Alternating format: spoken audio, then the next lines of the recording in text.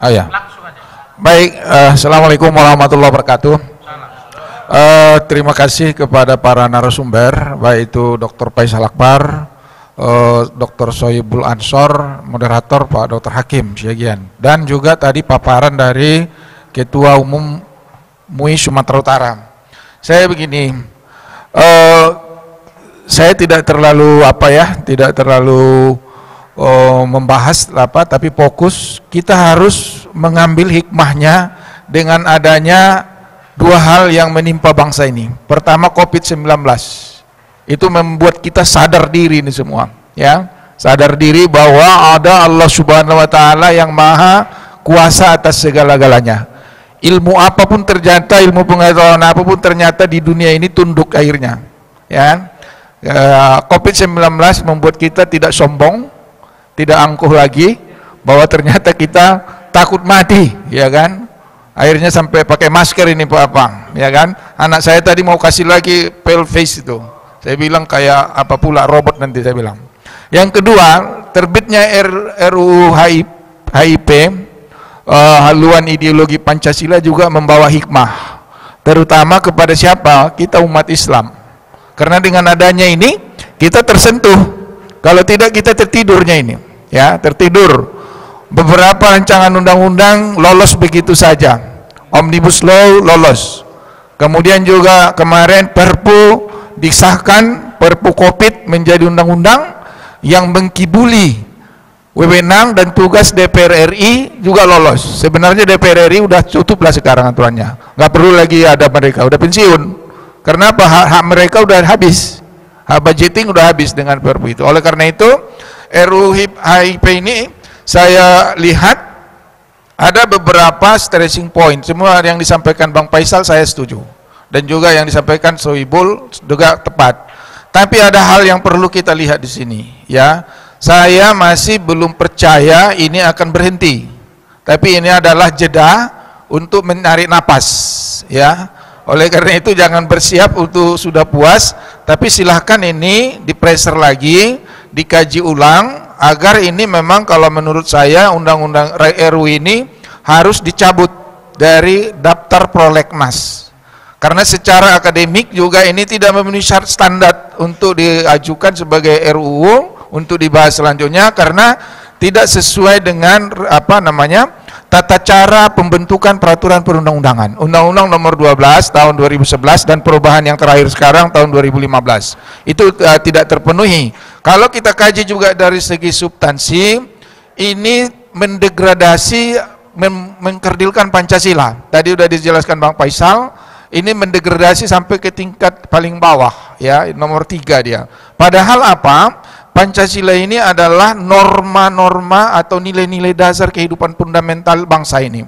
Oleh karena itu kalau kita turunkan dia dalam bentuk undang-undang sangat berbahaya. Bahayanya apa?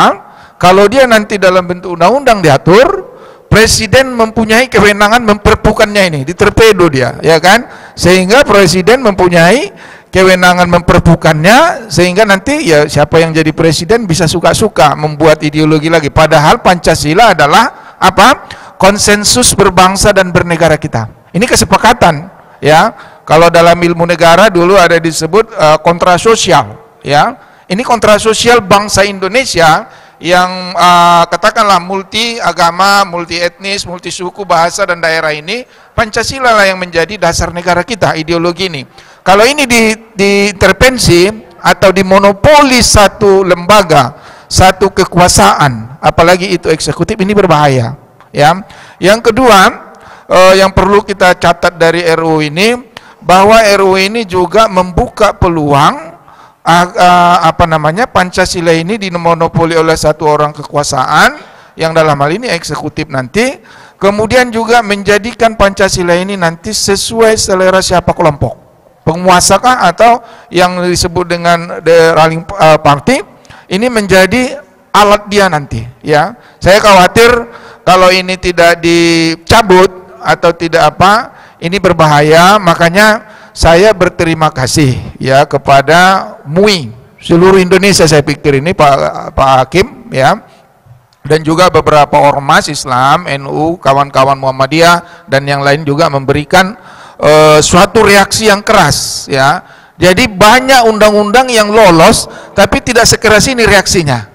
Jadi ini ada hikmahnya ini Pak Arso, ya. Jadi kalau kita tidak hati-hati juga, ini bisa terlena kita dengan biusan bahwa ini hanya. Tapi kalau saya minta ini dengan tegas, MUI lagi mengatakan lagi dan seluruh kawan-kawan, ini yang paling apa ini saya menghimbau ini akademisi masih lemah ini. Hampir tidak ada universitas, kampus yang mengajukan kajian secara akademik untuk mengatakan layak atau tidak layak RUU ini diapakan, baik dari segi filosofi, dari segi akademik maupun dari segi politis kepentingan bangsa ini. Hampir tidak ada, saya nggak ada, nothing tulus. Ini pendapat saya, ya saya orang akademisi, tapi secara institusi hampir tidak. Saya boleh ditunjuk universitas mana yang membuat kajian seperti ini? Nggak ada kan? Ini adalah apa? Mahasiswa sendiri pun masih sedikit yang melek tentang ini. Padahal ini adalah sesuatu yang berbahaya, ya. Saya sependapat tadi ada usulan dari Pak Sohibul. Bagaimana kalau ada dibuat rancangan undang-undang turunan dari TAP MPRS nomor 25 itu, bahwa larangan penyebaran Partai Komunis dan ajaran Marxisme dan Sosialisme itu dibuat. Saya sependapat. Dan itu harus sebenarnya dibuat. Kenapa pula yang ini yang muncul? Yang mengkerdilkan Pancasila, membonsai Pancasila, ini suatu tesis yang terbalik, antitesanya. Ya, oleh karena itu, saya berterima kasih MUI menggagas ini. Sebagai penutup saya membaca juga beberapa tulisan tentang ideologi Pancasila ini. Ya, baik itu dari Noto Nagoro, Soekarno, ataupun juga Muhammad Yamin. Tapi saya terakhir membaca ada di disertasi dari Habib Rizik, ya. Saya kopi disertasinya itu ada 400 halaman, ya.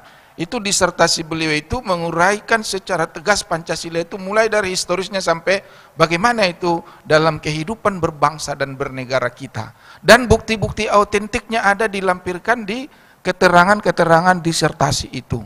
Jadi ini bisa kita jadikan apa juga kajian akademik sebenarnya gimana, ya. Makanya kalau saya penganut bahwa Pancasila yang ada sekarang ini adalah Pancasila yang ada di dalam pembukaan Undang-Undang Dasar 45 yang disahkan pada tanggal 18 Agustus 1945. 1945 itu. Kalau yang saya melihat, kalau yang lain-lainnya itu masih, saya sependapat dengan Dr. Faisal Akbar tadi katakan ini masih wacana, embrio, ya kan, yang sebelumnya itu. Tapi yang autentik itu adalah yang 18 Agustus 1945. Ini yang sebagai komen saya, apresiasi saya kepada MUI dan Ladwi yang sudah baru dilantik tadi, sudah melakukan kerja besar ini. Dan ini mempunyai manfaat yang besar. Sekali lagi, tidak hanya ditunda RUU ini, tapi ditarik dan dihapuskan dari prolegnas. Masih banyak pekerjaan yang lebih baik yang harus kita pikirkan untuk bangsa dan negara ini. Ya, terima kasih. Assalamualaikum warahmatullahi taala wabarakatuh. Waalaikumsalam.